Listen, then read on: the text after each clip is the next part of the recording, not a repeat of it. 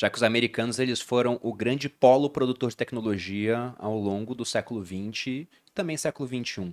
Mas a China vem se destacando bastante e tem a questão de Taiwan também, que é muito importante nessa parte de produção tecnológica, na parte Uhum. de chips, por exemplo.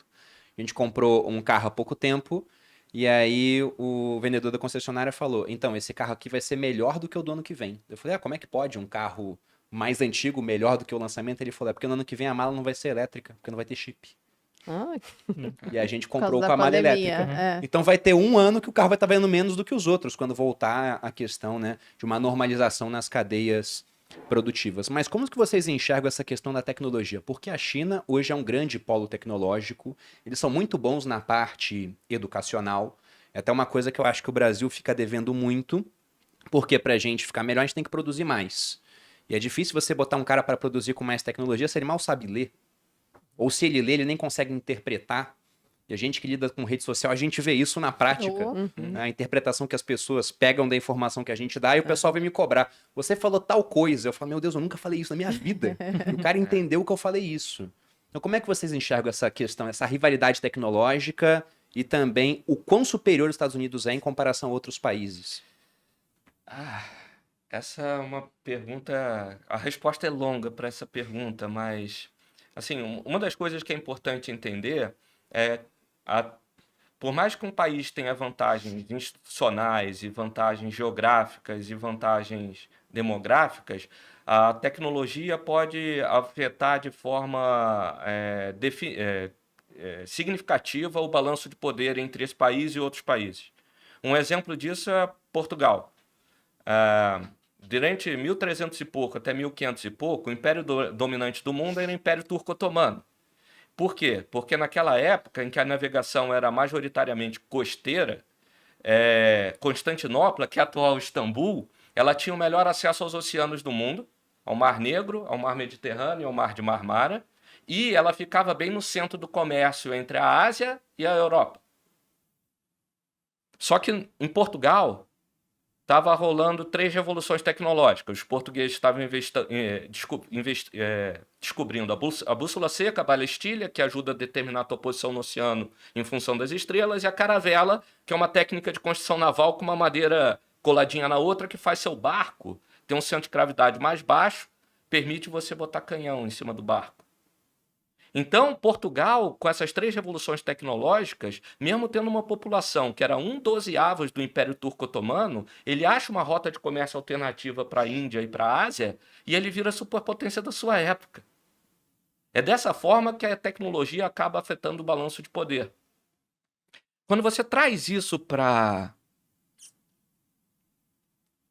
hoje, a gente costumava tinha um debate que era muito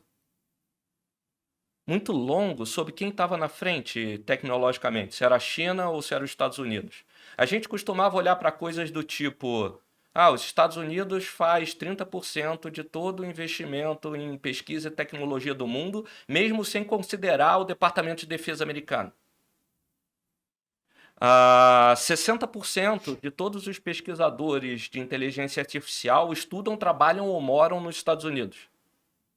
Mas mesmo assim era muito difícil de ter um argumento que a gente achasse que era definitivo. A gente acha que um argumento muito bom veio como consequência da pandemia. Vacina também é tecnologia, remédio é tecnologia. Essa vacina da Pfizer, ela ficou pronta em 2 dias. Essa vacina à base de mRNA, inclusive as pesquisadoras estão sendo pleiteadas para o Prêmio Nobel, ela ficou pronta em 2 dias. O resto do tempo que a gente ficou esperando era testando porque nunca tinha sido feito. Ah, quando a gente pega e olha isso, a gente vê os Estados Unidos bem na frente nessa questão de tecnológica hoje em dia. Quer dizer que não pode mudar? Pode mudar, mas é importante a gente monitorar, mas esse negócio de esse negócio de tecnologia é interessante porque tem a lei de Moore, né? O Gordon Moore é o fundador da Intel. Em 1965, ele prevê que a velocidade de processamento dos computadores vai dobrar a cada 18 meses. Isso é muito importante, porque o que isso quer dizer? Isso quer dizer que nos próximos 18 meses a velocidade de processamento dos computadores aumenta o mesmo tanto que aumentou nos últimos 50 anos. Quando você vê o Elon Musk tentando estabelecer uma conexão entre o cérebro das pessoas e os computadores, é um negócio que parece maluco hoje em dia, o que ele está apostando? Ele aposta que a velocidade de processamento dos computadores com o tempo aumenta de tal forma que um dia isso vai ser possível. Como esse negócio aumenta de forma exponencial ao longo do tempo, a vantagem ela tem uma tendência a aumentar exponencialmente em relação ao longo do tempo. O que acontece com um país que está na frente da lei de Moore? Essa é uma pergunta muito boa, né? Tem muita vantagem no final das contas. É. Não, sobre essa questão até, isso já faz um paralelo com outras coisas, a parte da tecnologia, porque você citou o Elon Musk, que mora nos Estados Unidos, mas que não é americano. Sim. Ele é sul-africano. Uhum. Por que o Elon Musk foi para os Estados Unidos empreender e não foi para a China? Porque na China os bilionários somem com certa frequência.